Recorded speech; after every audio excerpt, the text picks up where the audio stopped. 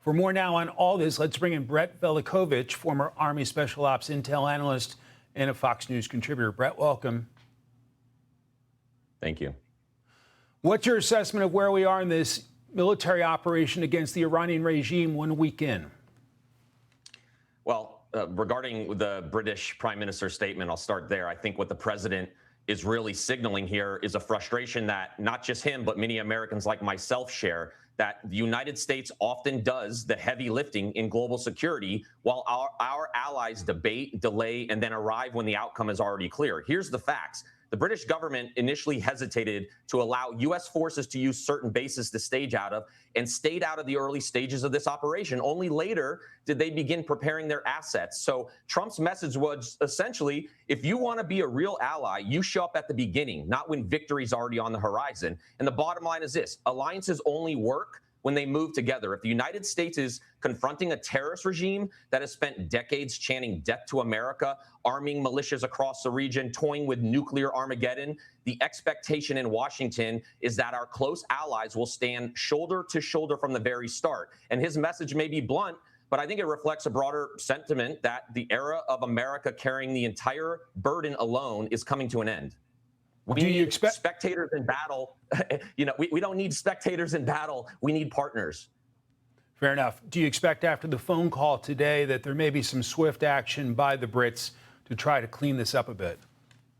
Well, I hope so. I mean, our brave military, Israel, we've been striking Iranian military targets, military infrastructure, drone factories, and leadership networks at an unprecedented pace.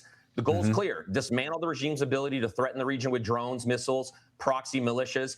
And that's the difference between symbolic support and real operational leadership. We're conducting these high-tempo strikes against Iran's infrastructure. That takes years of intel preparation, logistics, operational planning. We're moving out really fast, and hesitation matters in modern warfare, where other European governments have debated how they want to be involved. And today's conflicts, we're moving at the speed of intelligence and precision strikes, not just months of diplomacy.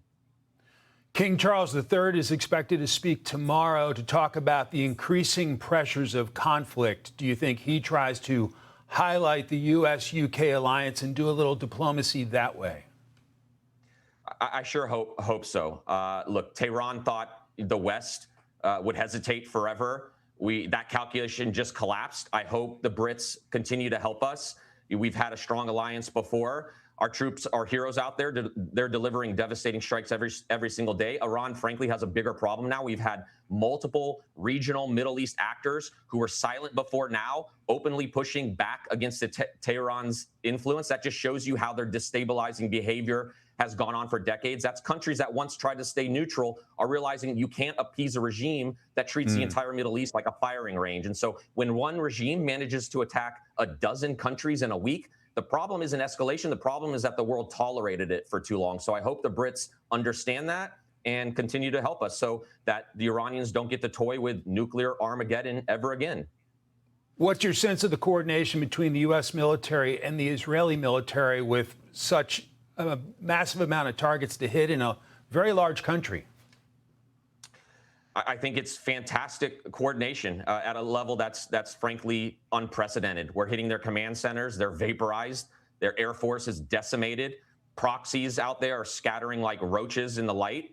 Iran built its entire military strategy around drones. I think our cooperation with the Israelis and the intelligence that went into this behind the scenes just ripped up Iran's entire playbook on how they would respond. We're striking them, at levels we've never seen before, and we're going to continue to pound them so that they can't continue to spread terrorism around the world. The Iranian regime hits its neighbors and then apologizes for hitting its neighbors and then strikes them again. What do you make of that? Is it just being a bully in the region?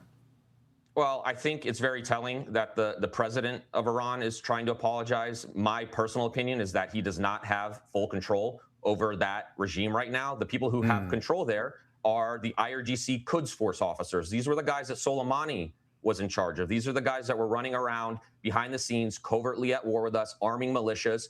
They're the ones in charge right now. So it's not surprising to me when the Iranian president is apologizing for strikes, and then literally within 24 hours, we have additional strikes taking place in neighboring countries. I think there's total chaos at the highest levels of that regime.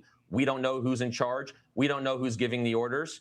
And so we have to be very careful about that going forward. And the White House said, look, this is going to wrap up in 4 to 6 weeks.